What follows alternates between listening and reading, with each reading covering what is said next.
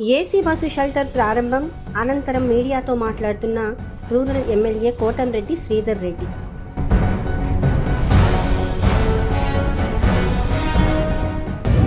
ఆ తర్వాత వచ్చిన ప్రభుత్వాలు దాన్ని మూలన పడేసినప్పుడు ఈరోజు దేవుడి దయ వల్ల, ఆంధ్ర రాష్ట్ర ప్రజల దయ వల్ల ఈనాడు మళ్ళీ తెలుగుదేశం పార్టీ కూటమి అధికారంలోకి వచ్చింది.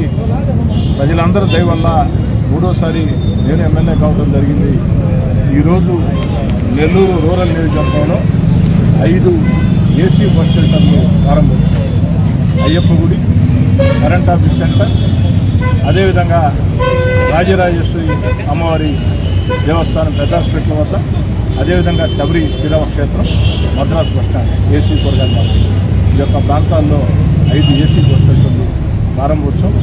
అయ్యప్ప గుడి వద్ద నేను అతిథిగా పాల్గొని, ఈ డివిజన్ కార్పొరేటర్ కూడా అతిథిగా పాల్గొని 29వ డివిజన్ తెలుగుదేశం పార్టీ నాయకుడు దివ్యాంగుడు సయ్యద్ ఖాదర్ బాషా చేతుల మీదుగా 29వ డివిజన్ తెలుగుదేశం పార్టీ నాయకుడు దివ్యాంగుడు సయ్యద్ ఖాదర్ బాషా చేతుల మీదుగా ఈ యొక్క బస్ షెల్టర్ని ప్రారంభించడం జరిగింది.